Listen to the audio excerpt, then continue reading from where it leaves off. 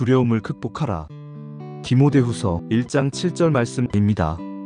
우리가 인생을 살면서 두려운 일들을 많이 만나게 됩니다. 그러면 우리의 삶에는 어떤 두려움이 엄습할까요? 첫째, 죄의 두려움. 원래 인간은 두려움 없이 지음을 받았습니다.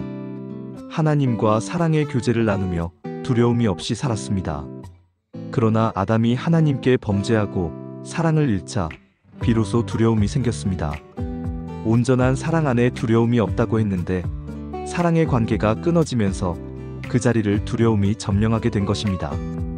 창세기 3장 8절에 날이 서늘할 때에 동산에 거니시는 여호와 하나님의 음성을 듣고 아담과 그 아내가 여호와 하나님의 낯을 피하여 동산 나무 사이에 숨은지라 여호와 하나님이 아담을 부르시며 그에게 이르시되 네가 어디 있느냐 가로되 내가 동산에서 하나님의 소리를 듣고 내가 벗었으므로 두려워하여 숨었나이다 라고 기록하고 있습니다. 왜 하나님의 음성이 두려워졌고 숨게 되었을까요? 죄를 짓고 하나님과의 사랑의 관계가 깨어졌기 때문입니다. 우리도 범죄하여 양심이 벌거벗고 하나님의 사랑을 잃어버리면 두려움에 시달리게 되는 것입니다. 그럼 범죄하여 두려움에 떠는 인간에 대한 답은 무엇일까요?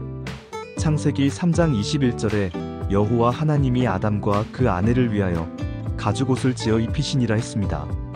범죄한 후 벌거벗은 수치를 가릴 수가 없어 떨고 있는 인간들을 위해 하나님께서는 에덴 동산에서 처음으로 양을 잡아 피를 흘려 가죽을 벗겨 옷을 만들어 입혔습니다. 인간들이 죄를 짓기 전에는 에덴 동산에는 피 흘림이 없었습니다.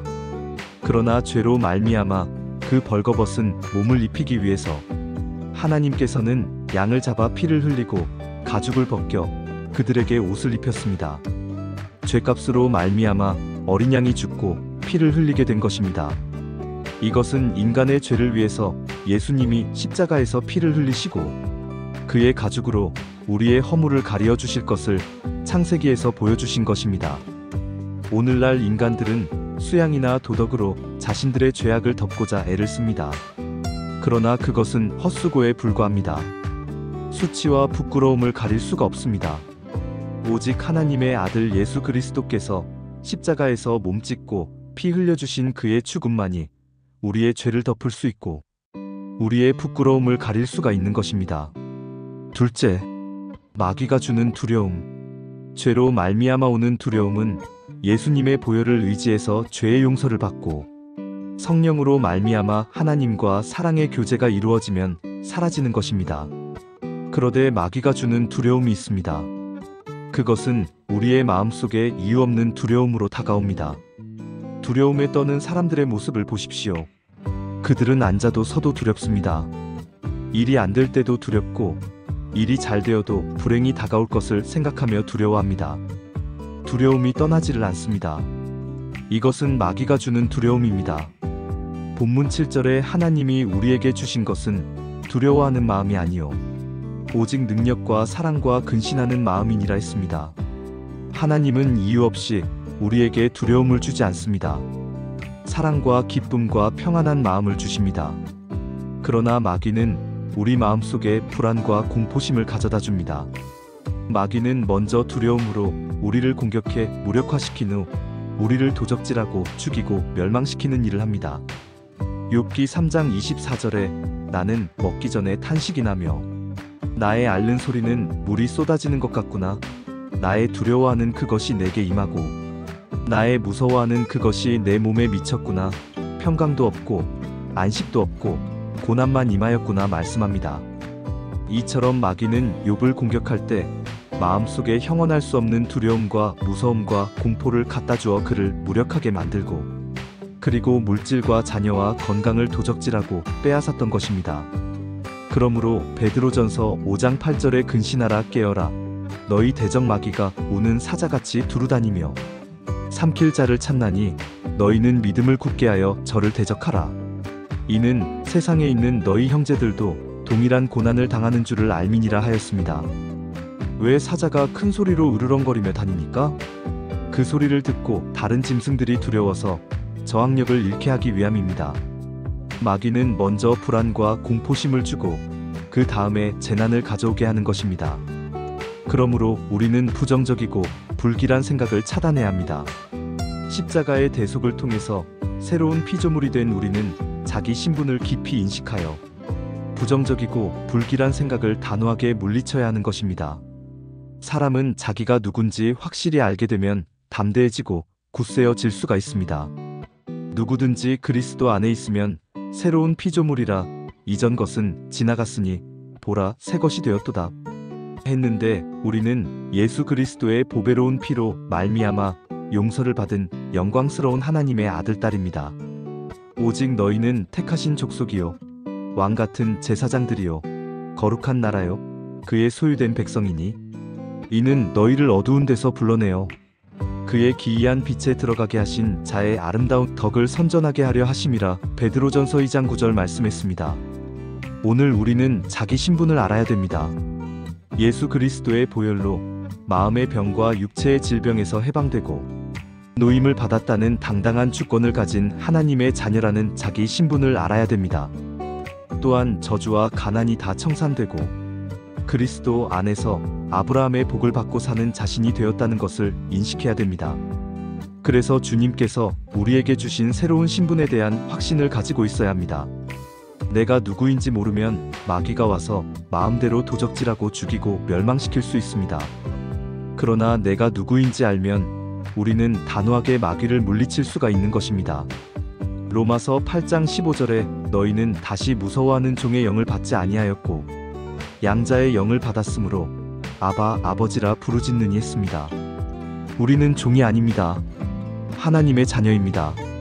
그래서 하나님을 아바 아버지라고 부릅니다. 그러므로 두려움을 이길 수가 있는 것입니다. 셋째, 환경이 주는 두려움. 천신만 곳 끝에 광야를 지나온 이스라엘이 하나님께 버림받은 이유는 정탐꾼의 보고에 의한 절망과 두려움 때문이었습니다. 그들은 가나안 땅을 정탐할 때 광야를 바라보고 높은 성벽을 바라보고 그 성에 사는 네피림의 후손 아낙자손 대장부를 보고 두려움에 사로잡히고 말았습니다. 그래서 돌아온 후 절망과 두려움에 대한 보고를 했을 때 그 두려움은 강한 전염성을 가져서 모든 이스라엘 백성들이 불안과 공포에 떨며 땅을 치고 통곡했습니다. 그들은 하나님을 잊어버리고 애굽으로 돌아가자고 했습니다. 광야를 지나오며 체험한 하나님, 그들에게 언약을 주신 하나님을 잊어버리고 말았습니다. 두려움이 하나님에 대한 신앙을 빼앗고 말았습니다. 그 결과로 열정탐꾼과 함께 부정적인 생각을 했던 이스라엘 백성들은 광야로 쫓겨나 40년 만에 모두 죽게 된 것입니다. 그러나 여호수아와 갈렙은 그들을 두려워하지 말라.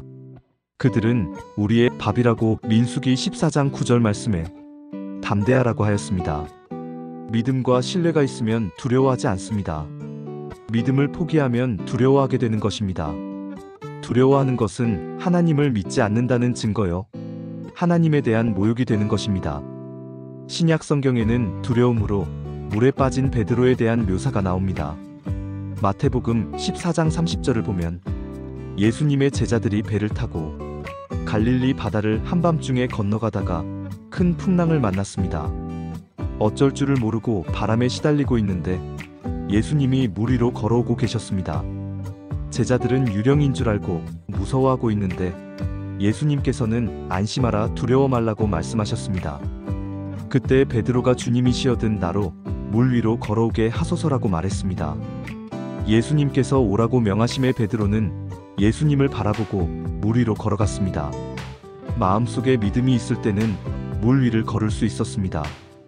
그러나 바람과 풍랑을 보고 무서워 그 마음의 믿음을 잃고 두려움에 사로잡힐 때 베드로는 물에 빠지게 되었습니다. 그때 베드로는 소리질러 가로되 주여 나를 구원하소서 하니 예수께서 즉시 손을 내밀어 저를 붙잡으시며 가라사대 믿음이 적은 자여 왜 의심하였느냐고 책망을 하셨습니다. 사실 베드로는 파도 때문에 빠진 것이 아니라 바람과 풍랑을 보고 무서워서 빠졌던 것입니다. 믿음이 들어오면 두려움은 쫓겨나가고 두려움이 들어오면 믿음이 쫓겨나가고 마는 것입니다. 요한일서 4장 18절에 사랑 안에 두려움이 없고 온전한 사랑이 두려움을 내어 쫓나니 두려움에는 형벌이 있음이라 두려워하는 자는 사랑 안에서 온전히 이루지 못하였느니라 했습니다. 두려워하면 그에 해당하는 형벌이 따라옵니다. 우리가 죄를 회개하고 하나님의 사랑으로 충만하면 담대하게 설 수 있는 것입니다. 사랑이 오면 믿음이 생기는 것입니다. 사랑과 믿음을 가지고 인생을 살면 강하고 담대하게 두려움을 이기고 살 수가 있는 것입니다. 두려움은 우리의 인생을 도적질하고 죽이고 멸망시키나 사랑과 믿음을 가지면 우리는 주님과 함께 담대하게 살아갈 수가 있습니다. 그러므로 바람과 풍랑이 많은 세상 속에서 바람과 풍랑을 보고 두려워 떨 것이 아니라 풍랑도 잔잔케 하시는 주님만 바라보고 담대하게 세상을 이기고 승리해 나가는 성도들이 되시기를 주의 이름으로 축복합니다. 오늘 말씀과 함께 두려움을 넘어 믿음으로 나아가는 은혜가 있으시길 바랍니다. 여러분은 최근에 어떤 두려움에 직면하고 계신가요? 댓글로 함께 나누어 주시면 함께 기도하겠습니다. 이 영상이 마음에 와닿으셨다면 좋아요, 댓글, 구독과 알림 설정 정말 큰 힘이 됩니다.